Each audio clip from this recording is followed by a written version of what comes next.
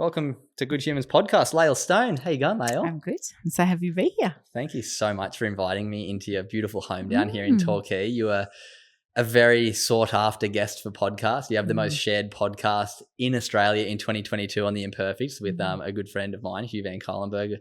And yeah, I'm just so pumped to be here today. I feel like the audience is going to learn a lot, but I want to tell a real quick backstory before I let you take over and talk for the most of the episode. Just on sort of the universe, how nice it is sometimes when things just work. So I'd listened to your episodes of Imperfects before. I'd listened to your podcast with a good friend of mine, Steph Claire Smith, on a Kick Bump podcast. And I did how did I know? I got introduced to this lovely lady by the name of Jacintha, and I told her a bit about what I do. She told me about what she did, and she's like, "Oh, I've got some people I want to connect you with." And I was like, "Okay, great." And she put me in an email with you about 3 weeks ago now. I was in Brazil at the time on holidays, and I was like, "Oh my God, wow, like Lael Stone, big fan of her work. It'd be amazing to chat on my podcast." And I was like, "I'll let you know when I get home from Brazil." And you're like, "Great." And then about a week ago, I emailed you saying like, it'd be great to catch up. And you're like, "I'm very busy until 10th of December. And then maybe we can do a Zoom or something." And I was like, in person's usually better. And you're like, "Well, I live in Torquay, so it's a bit of a drive to Melbourne for me." And I was like, "You wouldn't bloody believe it. I'm going to be in Torquay Monday, Tuesday, Wednesday, which is a small coastal town about 90 minutes out of Melbourne. And is there any chance you're free?" And you're like, "You know what? I've got a bit of time on Wednesday, so come over." So that's why I'm here today. And that's just the beautiful universe connecting us. I love that. I love those synchronicities, isn't it? Perfect. And I laugh because, these days I love living in this place. I hate going to the city. So I'm always like, I don't want to drive anywhere. So come to me. And you're like, "I can." And I'm like, "Great." Yeah, it was literally 7 minutes from where I was staying. So awesome. it's so good to be here. I always open Good Humans podcast with the same question. And that is, what are you grateful for today, right now in life? Today I'm really grateful for my health. I think as you get older, I think you take your health for granted when you're younger. I look at my kids who are young adults and just doing all the things, and they're going out partying and they're doing stuff because you can. And then when you get older, you're like, wow, I think you begin to take it, you get just a lot more grateful for what your body's done and where it is and all those kind of things. So today for me, it's my health, I think.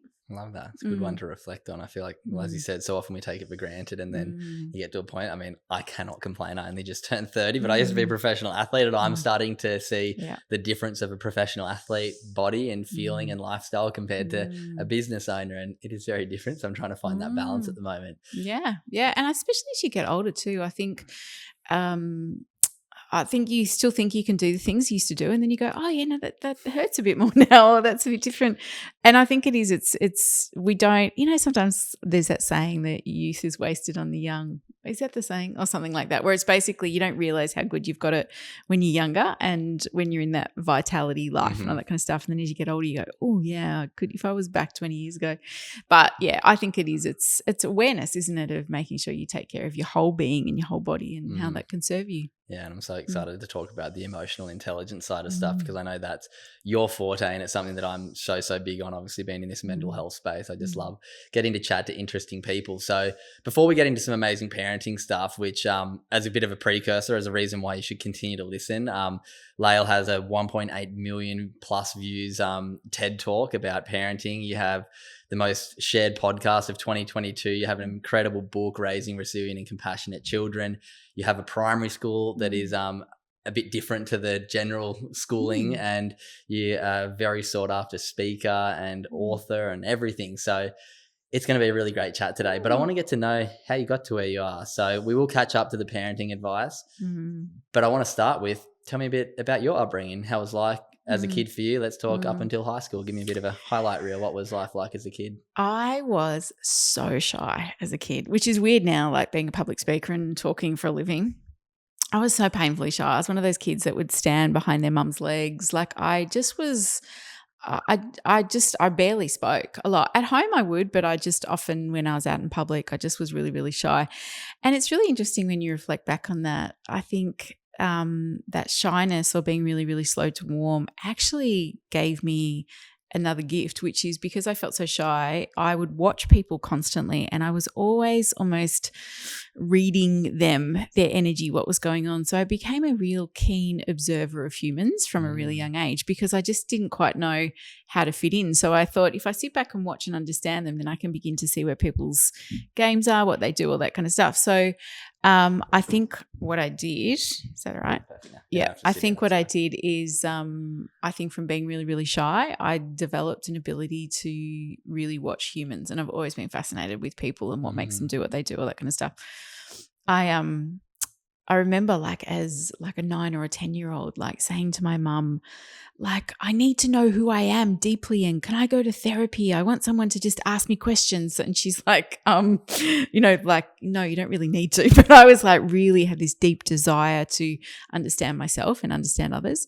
So I was pretty shy as a kid. I was a very good girl in the sense of most of, I think, of us growing up in that time, we were, behaviorism paradigm was around, which was basically, when you're good, we'll reward you. When you're bad, we'll take something away. And so really, I think my generation, we grew up being really good a lot of the time.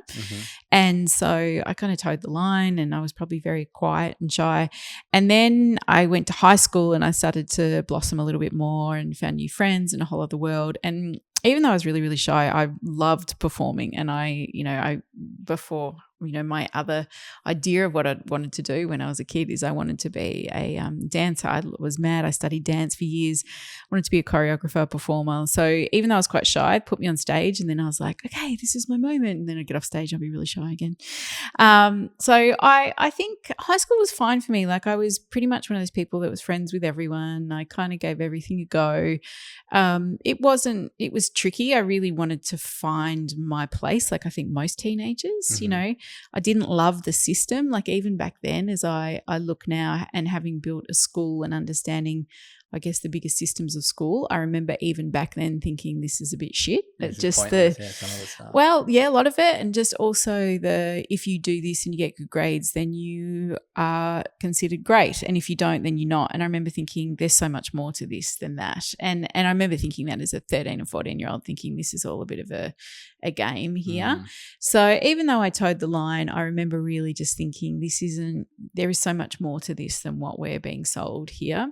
So, I also grew up in a really loving family. I've listened to thousands of people's stories and by all accounts, my childhood was a really safe upbringing. My mum was a really aware woman. She was into spirituality and awareness way before it was a cool thing. So I grew up, with all sorts of alternatives and really, again, from a young age, being invited to look at what is here for you, what are you making this mean, what's coming up from you. So even if I was having a fight with a friend when I was 14, my mum would sit down with me and she'd go, okay, so what are you making this mean and what do you think's going on for the other person, and would invite me to really reflect on where my piece in the story was as well.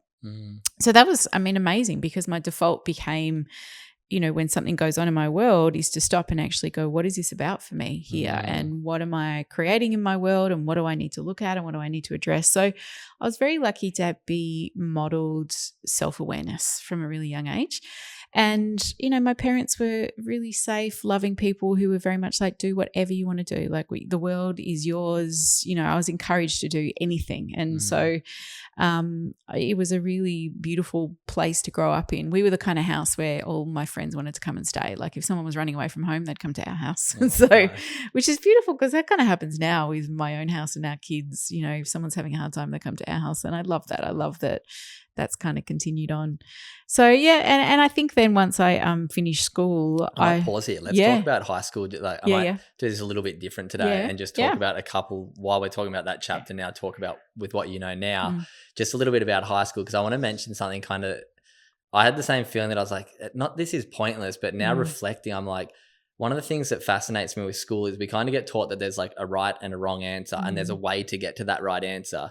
And once you get out to the big wide world, there's 100 ways to get to an answer, and quite often there's multiple right answers, and we just get put in this box. And then I love the sort of saying that if you put a fish and a monkey and get them to try and climb a tree, the monkey's obviously going to climb a tree better. If you give everyone just one way and one right answer, there's going to be some kids that excel and some that don't, and that is just, I can imagine, and I know for me at times, like so detrimental to children when you get told, no, you're wrong. No, this is wrong. It's like, well, what? Like, where is it right for me? Yeah.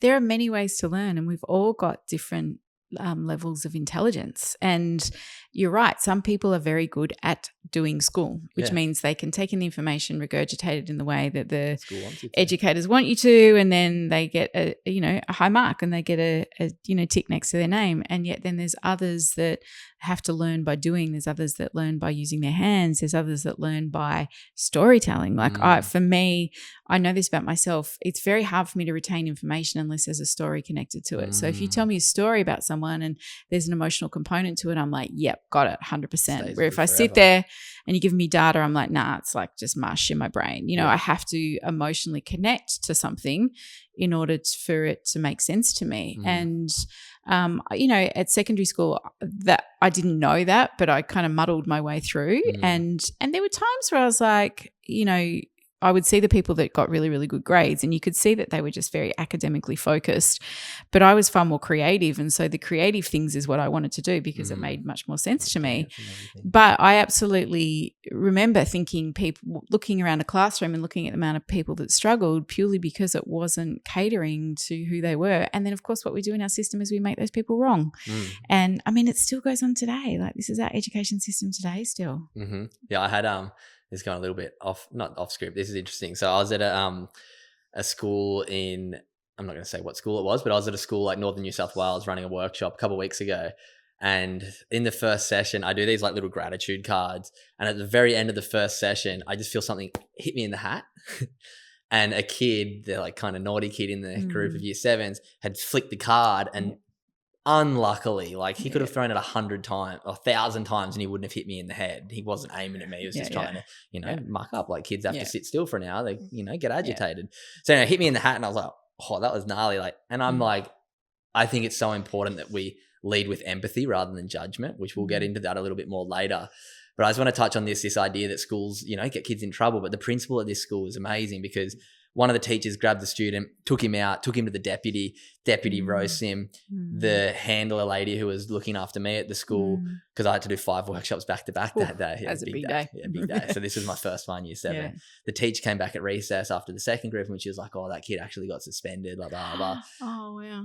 And I was like, I don't want him to get suspended. Like, he didn't even mean to do that. And then the principal came in a bit later, and God love her, she was amazing. She was like, oh, I'm sorry about that kid, but I'm also a bit angry at the deputy because, like, he didn't mean to hit. And I said to her, I was like, he didn't mean to hit me. Like, he's obviously just been sitting there for a long time, and like, you sending him home for 3 days isn't going to help the problem. Just sort of asking him, like, what was going on? Like, why was that? Like, come and apologize to the guy. And the principal was amazing. She kind of said that, and I was like, don't just suspend him. She's like, no, I'm not going to. Like, we need to, try and understand these kids a bit more rather than tell them you're wrong. It's like, well, why were you feeling like that?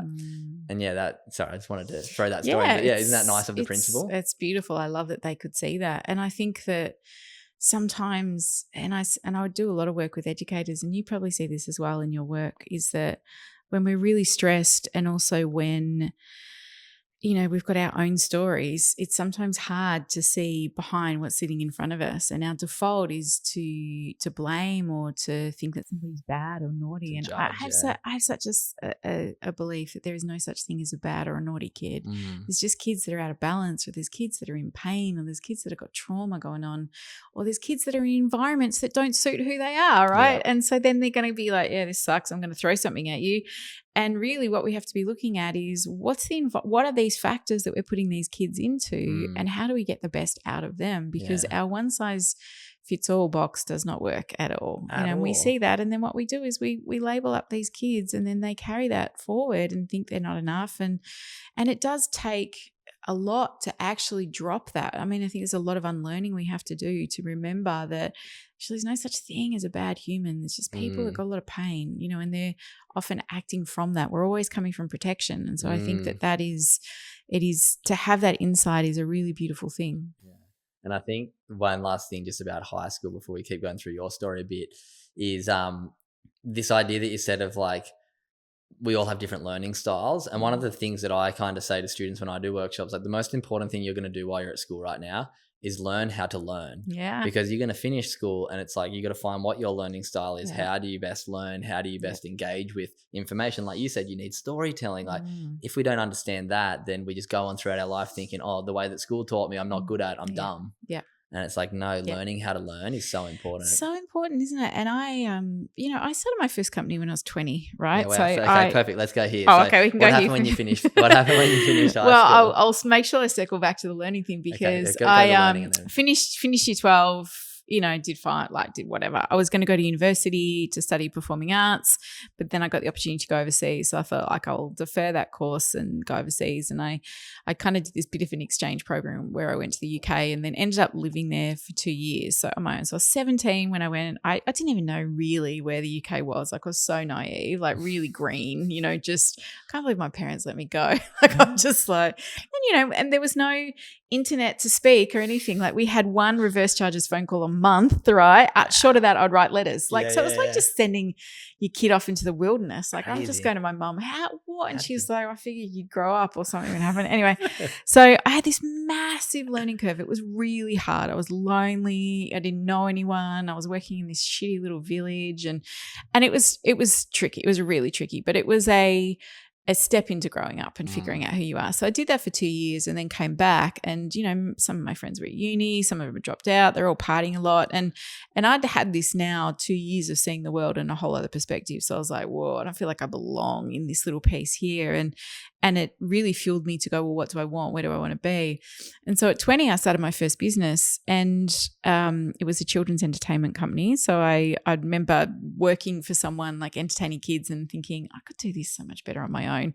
And so I was bought a mobile phone. This is when mobile phones were like a brick. And so bought a mobile phone, got some business cards, started a business, no idea what I was doing, but I figured I'd figure it out. And that's pretty much been my theory and motto most of my life is I'll figure it out.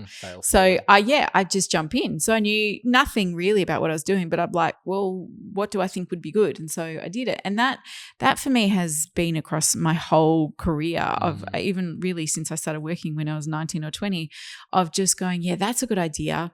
I don't know how to do it, but someone else does. So let me learn from them. So I'm a really massive fan of the apprenticeship. I just feel like it's so important to see the people who've come before us and what they offer.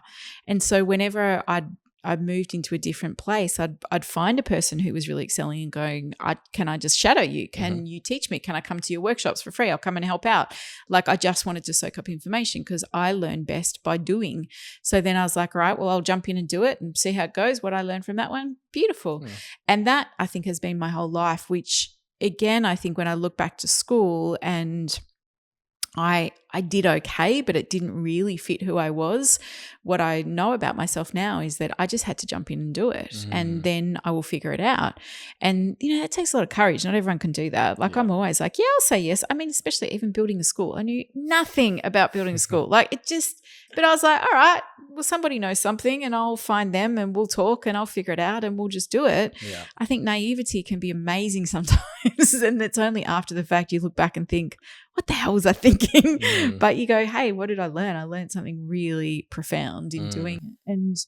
And for me, if we looked at secondary school, right, I think it would be so extraordinary if we took away grades and for those first kind of year 7 to 10 year levels, kids just got to try all sorts of different subjects and all sorts of things, everything across the board to see what they love, what felt good with them, lots of hands-on stuff, practical things, but then also all the other subjects that sit there so that we give them 4 years to explore and figure out how they learn, figure out what lights them up, figure out where, what excites them about being a human. And then we could channel it in a different way for some further education. So I think if we took off all the pressure and the data and all the stuff that we've got now and looked at it through the lens of curiosity and looked at it through the lens of exploration and, because the teenage years are meant to be all about figuring out who am I? Who am I outside of my little family unit? Who am I outside of my peer group? Who do I want to be in the world? This is this beautiful transformation phase. And, I think we don't serve teenagers well enough to do that. And because we start with IQ, it's we put everything on IQ. And I know this is a big lesson that you teach is we need to start with EQ because if we only start with IQ, then only the ones who have that one learning way, their IQ will get brought out. Whereas all the other ones are struggling because they don't understand how to regulate. Yeah. They don't understand that, oh, wait, this isn't the only way. Yeah. And then their potential IQ never gets brought out because they have the self-doubt. They have the, you know, all the things going on in their own head and don't know how to deal with it, that they kind of just compress it and, you know, push it down and then feel like they're, you know, not worthy the rest of their life. That's totally it. I think, you know, one of the biggest messages I've had over many years, and I work with teenagers for quite a few years, is that we all have a unique magic within us, and part of it is trying to figure out what that is, and then to just love it, you know, because we're so much about comparison. And I think today, I say this to parents, a lot of teenagers, being a teenager now is very different to when we were a teenager. You know, when we were teens, we compared ourselves to everyone at school or the kids at the bus stop. And today's teenagers compare themselves to the world. You know, they have everything that they're constantly like, am I measuring up to what I'm being told is okay here? And so no wonder we have a mental health crisis, because where the constant messages we get are, you're not enough, you're not thin enough, you're not smart enough, you're not, you know, sporty enough, you're just not enough of anything, right? And you just see the micro best part of everyone's life, and you're comparing your everyday to everyone's highlight reel, and quite often it's like edited and not true anyway. It's like so tough. We all put out that face of what we think, you know, what makes us look great. Yeah, it's a really big thing, and I think, you know, the work for teens these days is to, I don't know, just slow it down a bit, to come back to an internal, who am I and who do I want to be? And that we are all born with this beautiful innate enoughness. It's just the world has kind of told us something different, and we've got to try and find our way back to that. I mean, I feel like that's most of the work I do with adults these days, is to help them find their way back home. Let's go there for a bit. I think obviously, I mean, for my listeners, I know I'm not a parent yet. Hopefully in the, you know, near future, I've got a beautiful partner, and that's on our sort of hope in the next couple of years. But I have some amazing friends who have young children. I just became an uncle like 5 months ago. Beautiful little Bobby. So I just want to chat to you a bit about the parenting stuff, but we'll go there later. But I want to talk about understanding ourselves better and trying to reflect back on our childhood. And there's something that you mentioned before that I want to touch on, this idea of unlearning. And there's an incredible lady in America called Dr. Nicole LePera. Have you heard of her? The holistic psychologist. Yeah, she's amazing. And it reminds me a lot of something that she talks about in her book. She says, like, you're not yourself. I mean, you are not your thoughts, like, which is kind of, I feel like, pretty early steps in self-awareness. But then what she said that really triggered something in me is like, you are not your self-beliefs. And when she said that, it reminds me so much of your work, of this idea of unlearning and recognizing where the self-beliefs come from, recognizing the detrimental self-beliefs and the triggers, and then unlearning them. So from all the work that you do now, do you want to share maybe some of the most common self-beliefs that people hold, or imprints, I know you call them, and how we can recognize them? I love that. I do love Dr. Nicole LePera's work. And I think another beautiful question we can sometimes ask ourselves is, who am I without my story? Because we so identify with this story that we've had that's who we believe that we are. But if we actually just went, it's just a story, then we open ourselves up to the possibility of who we actually can become, right? Because so much of it is all the imprints and the stories that we have that create the I'm a this person, or I'm not enough with this, and all that kind of stuff. For me, I think you know, we have imprints around everything from our relationship to money, to food, to moving our body, to intimacy, to the way we deal with feelings and emotions. Like, we have imprints around everything, because as children, we grow up in an environment and we watch the adults around us, and whoever are the adults around us, whether it's our parents or our caregivers or grandparents, you know, they are modeling and doing life their way. So as little kids, we are just watching and observing. Oh, this is how you talk to someone when you're angry. All right. Got it. This is what we do. We worry about money a lot, because we always talk about how, you know, it's you know, we have to be careful, right? Or this is what we do with food. You know, you have to eat everything on your plate, and, you know, we can't waste anything, right? Or food is also, the flip side of that is, food is a beautiful celebration. We come together and we celebrate as a family, and it feels really rich and beautiful. We have imprints on everything. Some are really positive, some are amazing, and some don't serve us at all. And I think the work in understanding ourselves as in who we are is about being curious around some of those imprints and what does work for you and what doesn't. Now, how do we know what works and what doesn't? Well, we kind of just go towards, where do you get triggered a lot, right? Or what are the parts of your life that often have tension in it? Is it in relationships? Is it about finding work that you love? Is it about, wanting to take a risk and do something new, but then feeling like you can't because everybody would judge you? So I think, at the end of the day, we've got imprints around everything. I think some of the biggest ones that I work with a lot with parents is a massive one is about self-care, particularly for women, because when I sit with a group of women and I say to them, okay, think about your mother or the female women or caregivers in your life, what did they model to you around self-care?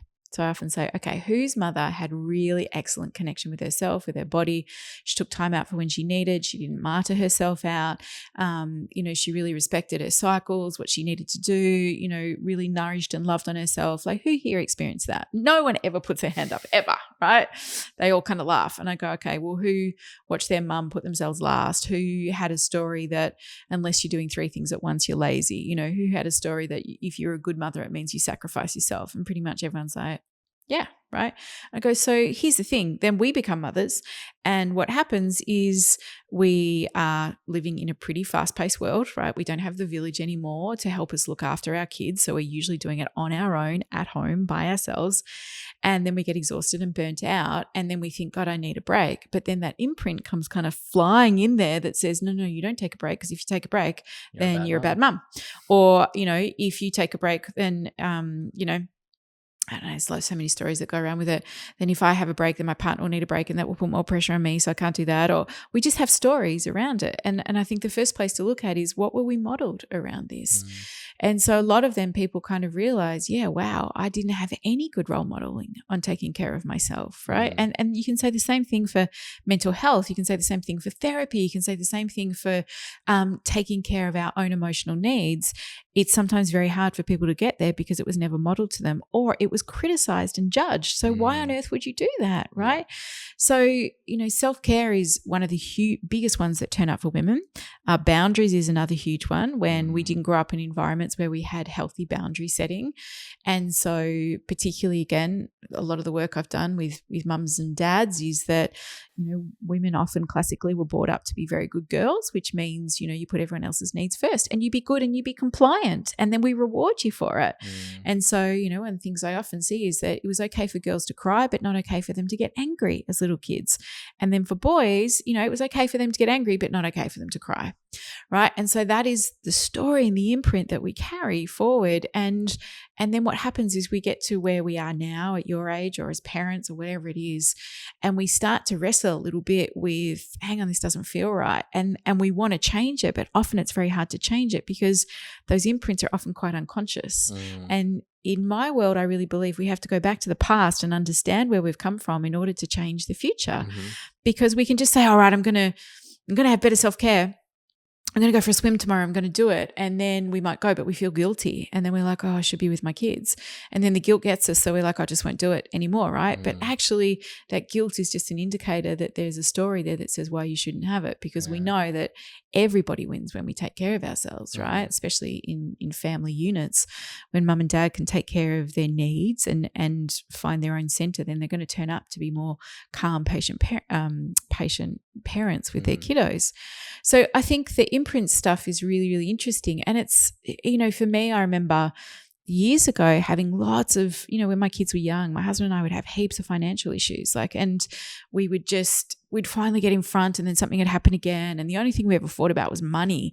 And when I started to really look into this work, I was like, right, I've got to look at what our story is around this. And I started to look at what was the imprint I received around money. And the imprint I got was, you must work really, really hard to have just enough. That's right? exactly what I had to do. And then my other imprint was money's dangerous, right? And that came from one of my parents who basically would just say, oh, people who have money are assholes. And so I'm like, well, I don't want to be an asshole, so I better not have money, right?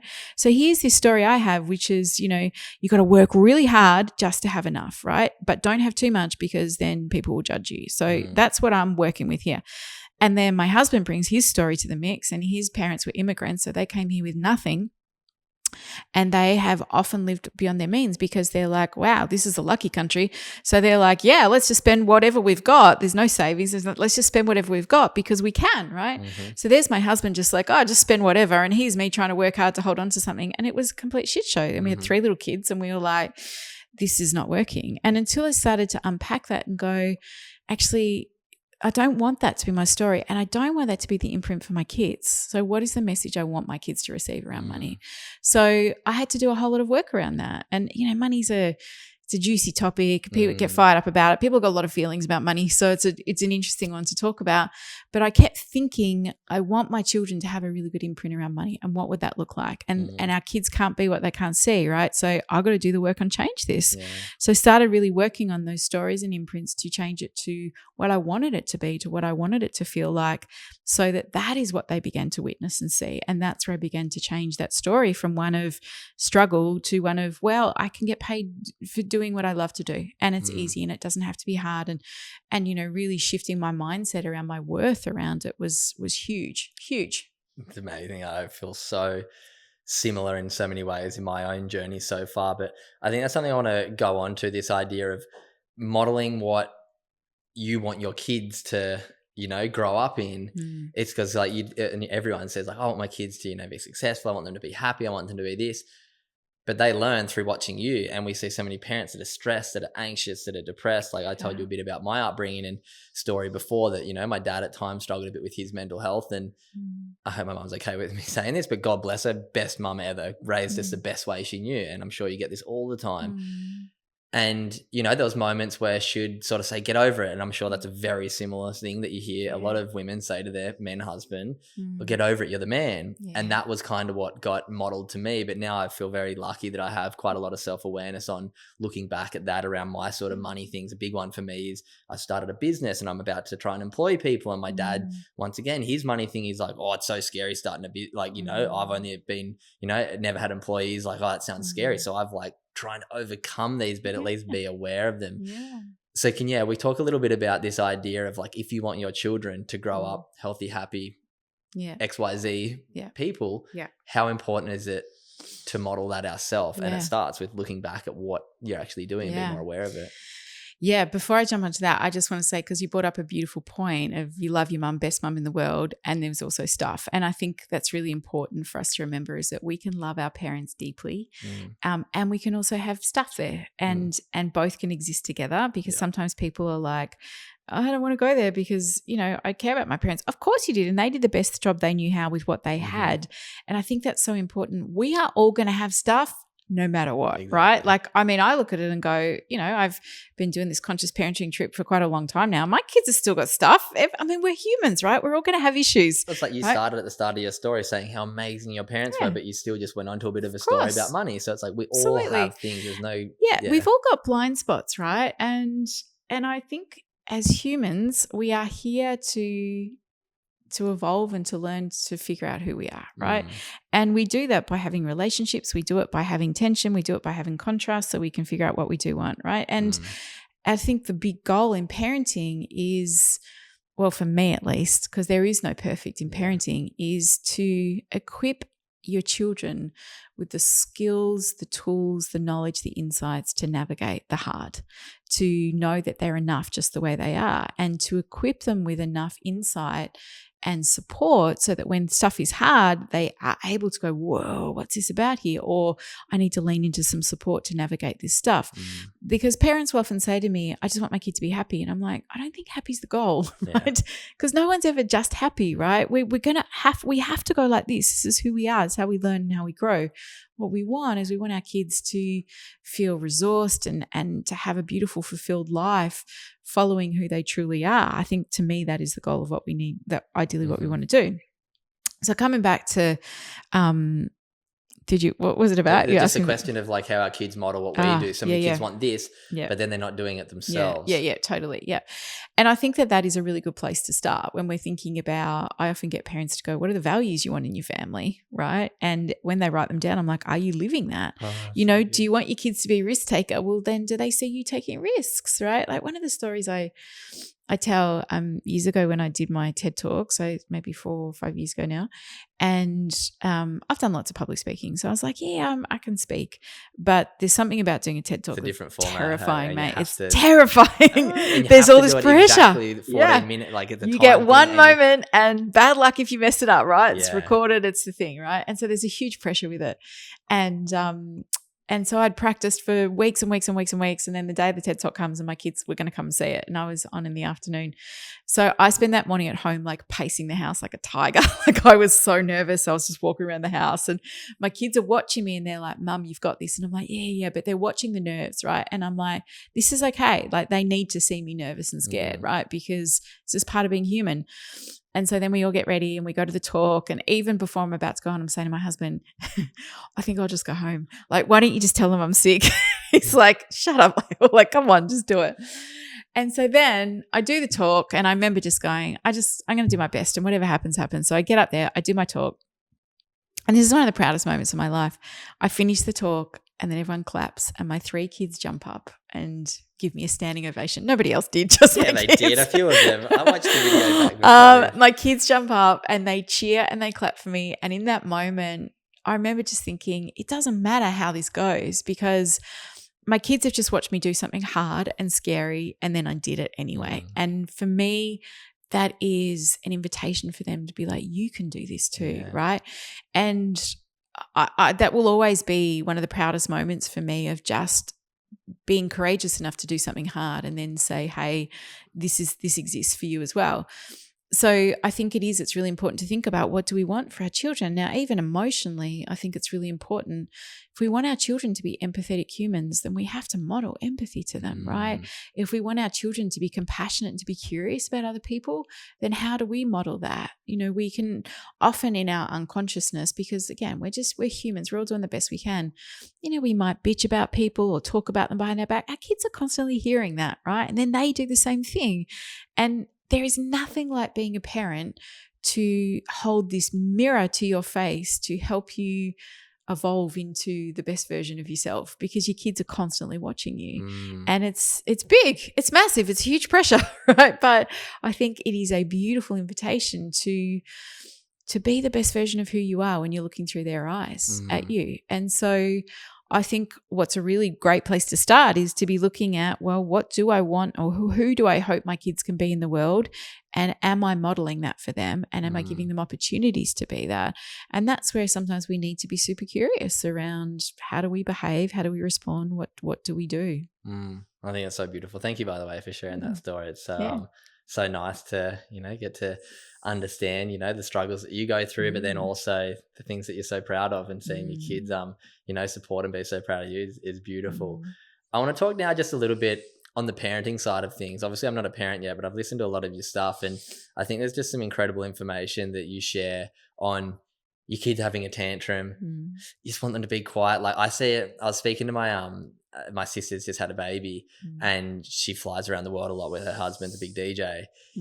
And she's had to start taking her baby on the plane and as well, like she flies business class quite often, well, pretty much only. And I was like, oh, imagine how the awkwardness of sitting in business class with a baby if it starts crying. And Bobby, my little niece, has been beautiful, she said, and hasn't.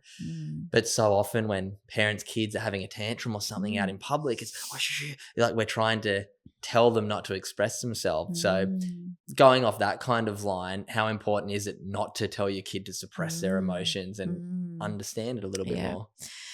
Yeah, well, I mean, yes, babies crying on planes are so triggering for many, many people. And there's a reason why it triggers us, right? And I think that's maybe the place to start is that I think a few things go on. When we hear a baby cry, what I really do believe is that what it does is it often taps us into what happened for us when we were a baby. So if we were left alone to cry, that feels very, very distressing for a baby. And I really do believe that our bodies hold stories, right? They hold all our traumas and our stories. And so when a baby cries and we move into this, I need it to stop at all costs, sometimes what it's doing is it's tapping us into that fight or flight response that we have and we still carry in our bodies from when we were little, right? So, and that's okay if that feels a big stretch for some people, but I think over the years what I've begun to see is when we hear a baby cry, people's reactions and responses are quite interesting. So some people will be like, we need to stop it. And because it's not stopping, we get angry. And the anger is a defense that we have that protects us from the hurt that often sits underneath that. So sometimes we're just like, I need it to stop. Now, sometimes we have an urgency to want it to stop because we want to help, right? And we're like, oh, I need to pick up the baby or hold him and cut it and all those beautiful things because crying is communication. So babies cry because they have a need, like I'm hungry or it's too loud in here or I need to be held. Or sometimes they cry because they're like, whoa, being a human's really full on. And the only way I can process what's going on is to let these feelings out. And then that carries on even into toddlers. You know, toddlers cry because they've got needs they need met, or because they're like, man, being 3 is really tricky and I've got this buildup of stress. And the way that the body naturally releases stress is through crying, through laughing, and it can be through talking. But when you're little, talking's not really your option of how you do it, right? No 3-year-old sitting there going, gosh, I find this space really overstimulating, and, you know, I feel really stretched and rushed when we have to do 5 activities in a day, and, you know, I don't really like the lunch that you're serving me. Like, a 3-year-old's not going to communicate like that. They don't have the cognitive ability to express that. And so what do? They cry because their feelings are like, wow, right?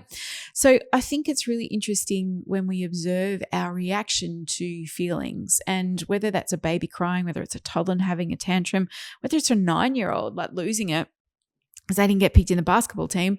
You know, I think it's really important that we are curious around what comes up for me when that happens. Now, I absolutely own, before I learn a lot of this parenting stuff, if anybody was upset, my go-to was, I need to fix this straight away. I need to make it better. I need to soothe it. I need to shh all the time, right?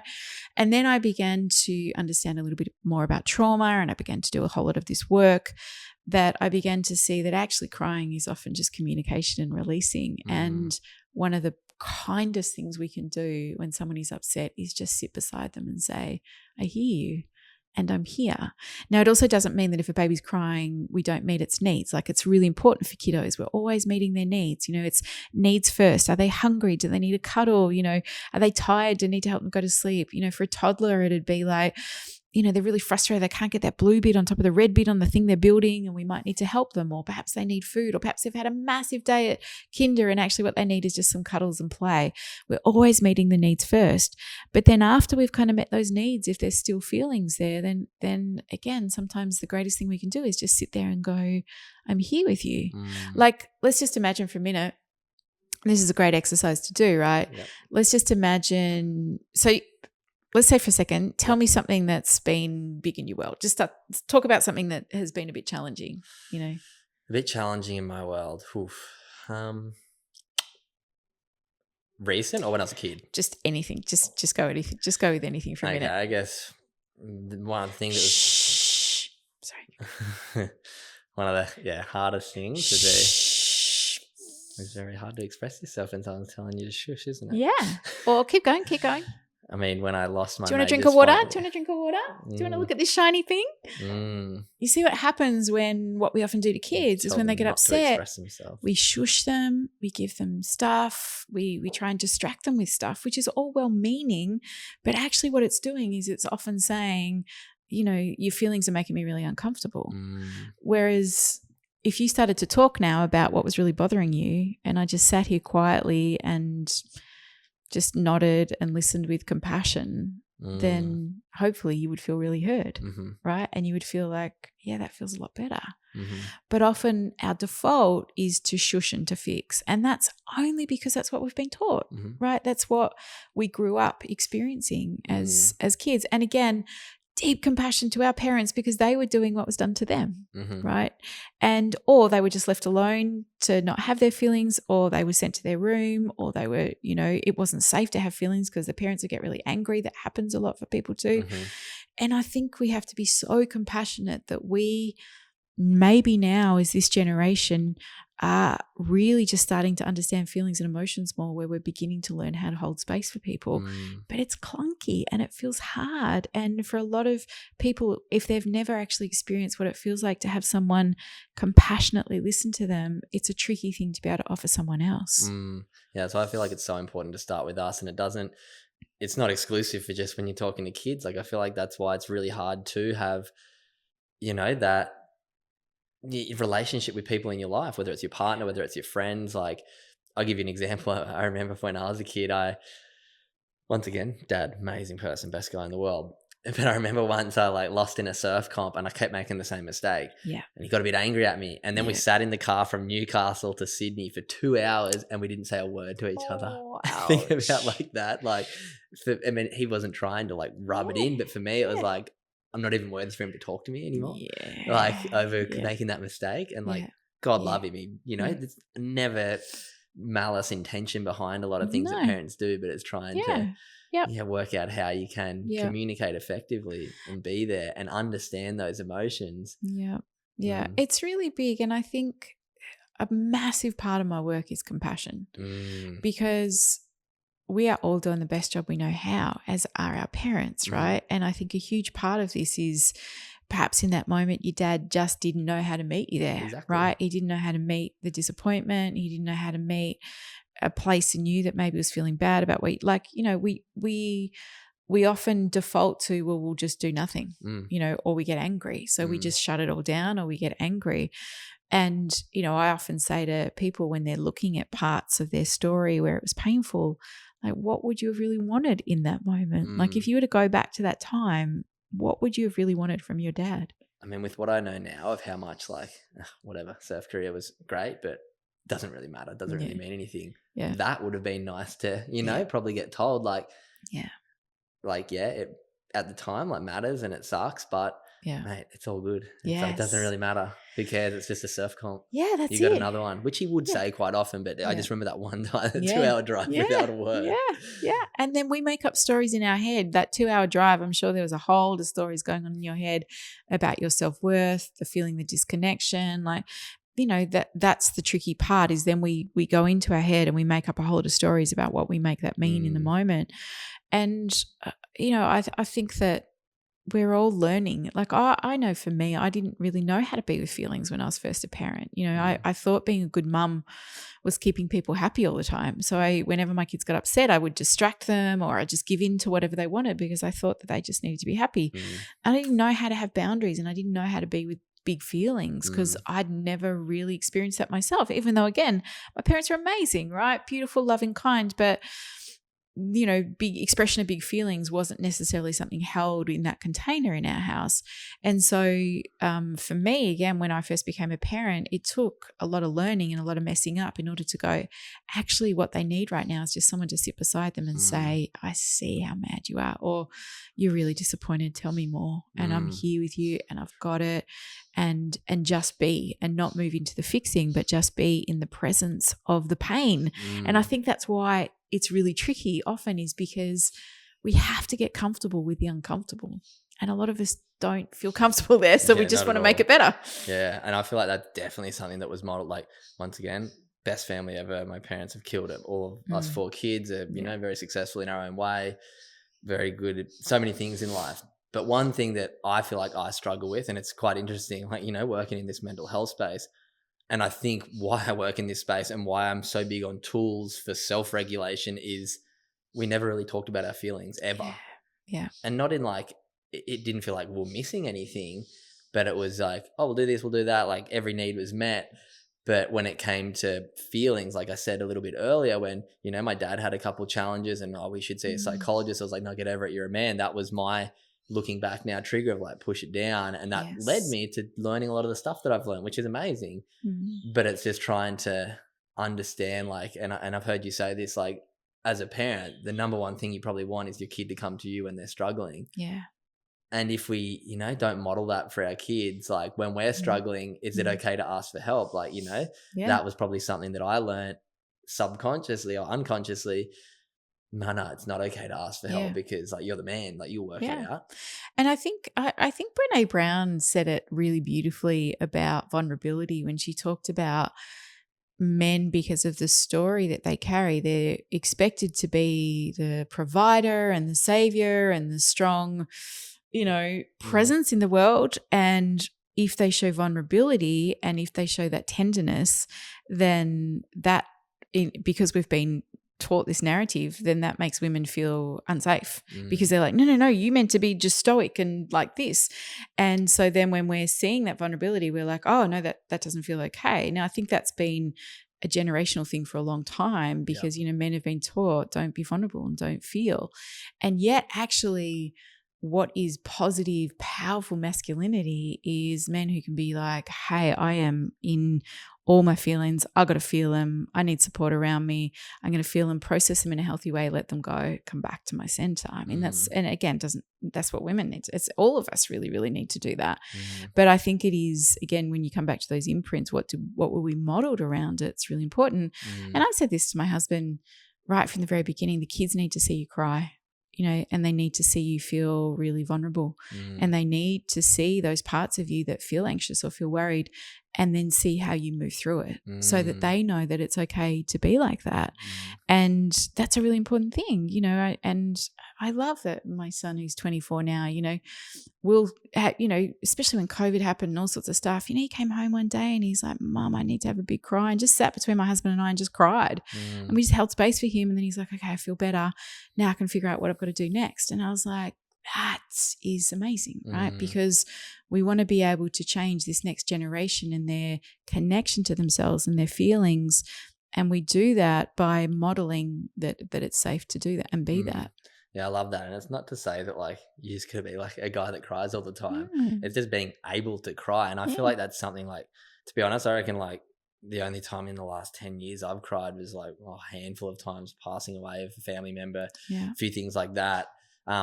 But I'm just writing a book, actually. It's very exciting. I'll ask you when we finish off there any tips on book writing, which is exciting. But I just wrote the first sort of introduction because there's two like major events that happened when I was 6 years old.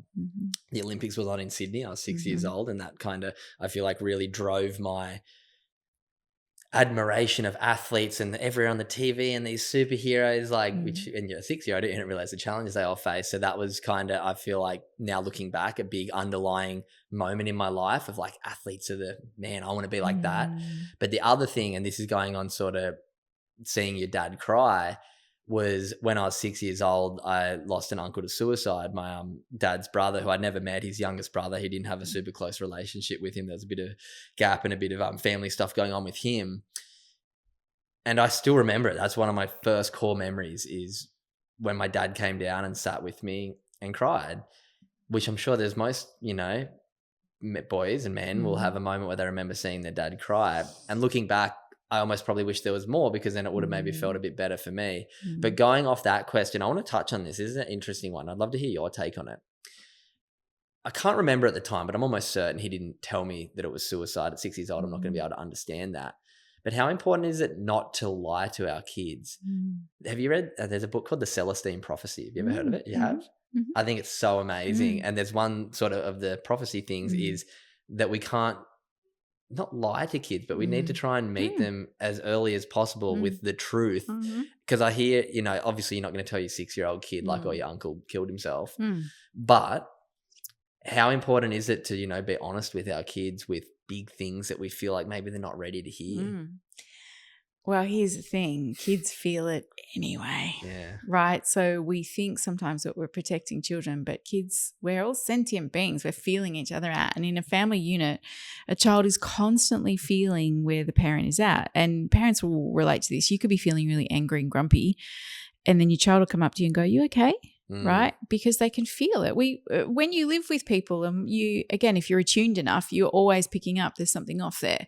I think if we're not attuned and we're pretty just focused on our own world, we're not reading everybody else. But I think children, because they're little people and they're pretty highly attuned to their environment, because it's all about survival when you're little, they sense when you're off. So when something big goes on and it's not spoken about, children are still feeling it. And that can feel very confusing, because then children will often make up stories around what that's about. So I'm a big fan of being honest, but we are also really discerning about the information that we share. So, I think it's really important to say someone that we love has died and they were feeling really sad about their life and they decided to, end their life, or whatever words you're going to choose to say. But I think it's really important that we speak about it. There's a lot of adults I have worked with whose parents died when they were young, who were sick or stuff happened, and some of the trauma that sits there for them from when they were children was the fact that nobody told them what was going on. And they knew their mum was sick, but they didn't know what it was, right? Because no one would speak about it. And often when I say, what do you wish it would have looked like? They're like, that people were honest with me, So I think it only comes from a well-meaning place, because we're just trying to protect our kids, right? But children feel it. They're always feeling it. And so often when what kids are deeply wanting is adults in their world to be the true authentic version of themselves, right? This is what makes kids feel safe, right? Yeah. So when a parent is not being in alignment with who they are, kids are like, oh, that doesn't feel right, right? So when a parent is honest, when a parent says, I need a break and I'm going to take a break, even though the kids might be like, I don't want you to go, there is actually something that happens that allows the child to feel safer because the parent is honoring what they need. And so children are constantly kind of tuning into where we're at. And I think what I believe is that what often happens is kids will behave in certain ways to get parents to look at their crap so that they can move more into alignment with themselves. And that's why we say kids push our buttons. They're often pushing the buttons that need to be pushed in order for us to move to be a better version of ourselves, because that's actually what kids helps them feel safe. We are much better off being authentically us and speaking that. Like when we feel sad and kids are like, are you okay? I really invite parents to be, I feel really sad today, and that's okay. It's mine. And I'm going to call a friend because I feel better when I speak to someone. Never the kid's job. Never kid's job to make a parent feel happy or to make sure their emotional well-being's all right. So it's safer for children for when we say, you know, I feel sad, but these are the things I'm going to do. So not only are we owning where we're at, so the child goes, yeah, okay, my intuition was right. But secondly, we are modeling what we do with that. So I feel sad, and that's okay to feel sad. So I'm going to write in my journal. I'm going to go for a walk. I'm going to call a friend. I'm going to do some yoga. I just need to be really slow and quiet today because that's how I feel, and it will move. And that's okay. So then there's a day where the kid needs to too. And I love what you said there of the trust in the intuition, because when you begin to lie to kids, they have the feeling, but then you tell them, no, your intuition's off, then they begin to not trust the way they're feeling and see the world through a lens that is untrue. Totally. And that, again, one of the superpowers we want to instill in kids is to trust their intuition. Yeah. Like, because that is something that we have as humans that is very, very powerful. And kids learn to trust their intuition by they keep looking for evidence that what they're feeling is true. So when they say something that their gut's telling them and we confirm that, they go, okay, yeah, that there's more evidence that my gut is telling me what is going on here. Whereas, you know, when they're picking up something with us and then we're telling them something different, they're often going to default to the adult because it's an adult. Yeah, they trust what the adult's doing, not what they're seeing. What they're feeling. When actually they were right and the adult's just lying to them. It's and, you know, again, listening to people's stories and you ask them about, did you know what was going on? They're like, I totally knew it. I knew it, but nobody was talking about it. And I'm like, and that often happens a lot, that we can sense something is going on. And often what is unspoken is what blows stuff up, right? And unspoken expectations become future resentments. Yes, there's that. There's all the things that has been hidden. Boundaries become future resentments too. Yeah, it's all the things that are hidden that often then, you know, turn up in other places. And I think, you know, it doesn't mean that we're telling our kids everything, right? We do still need to be discerning about the information that we share with them, right? Because we also have to look at a 3-year-old can only handle this much concept and a 7-year-old can be this. Yeah. But I think there's also, it's very powerful when we can actually, you know, give them information and we can almost, I always see it as like, it's like their nervous system goes, okay, good. Now I've got the information. Now we can work with whatever comes with that. But there's something that feels a safety when the truth is being spoken. So powerful. One last thing, I had a guest on my podcast recently and it's quite fascinating. I had 2 podcast guests who had one's dad passed away, but one's dad left his mum at like 10, 12 years old. And he tells me this, and then he ended up in a life of crime in jail and all this stuff. And when his parents or mum or dad told him, he said, or like his little sister said to like him, like, why did dad leave us? And he's like, oh, because he doesn't love us. And then he kind of created this whole story that I'm unlovable and all this stuff. Like, yeah, it's just like so fascinating how important and how intuitive kids are and how much they pick up on. And to when, you know, like what's your advice for, you know, parents who have to split up and have to tell their kids, like, is there any secret sauce to that? I think it's a tricky one because, again, you're exactly right. Kids will often make it about themselves and think it's their fault. And I think one of the most powerful things we can do if you do separate is to put the children at the center of the story, which is like, what is going to help our children to thrive here? So we need to be amicable because that's, you know, we need to be grown-ups and deal with our feelings so we can, you know, navigate this.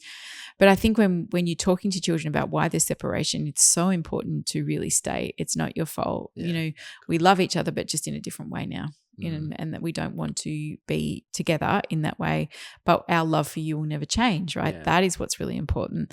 And I think separation and divorce and that kind of stuff can feel so tricky, right? And there can be so many elements that are hard to navigate within it. But I always say to parents, the first and most important thing is that they get emotional support for themselves so that they are able to be resourced enough to then be the anchor for their kids when things are tricky. Yeah, not to leak it onto their kids. Yeah, which is tricky because when there's pain and there's hurt, it's hard. It's really hard. I mean, I haven't been through that personally, but I've supported a lot of people that have. And I think the one thing that I keep coming back to is they need the support for them to feel resourced enough so they can turn up and parent. Don't make your child be the support. Like I bet you've seen that before too. I've heard stories of that too where, mum and dad break up, mum just imploded and and then the child steps into the role as the parent, right? And then the son has to be the man of the house, and it's and that's never good because then then the son is standing in that place that's actually not his to stand in, and then he takes on a whole lot of other responsibility, and then that has an impact with the siblings, and it becomes tricky, really tricky. But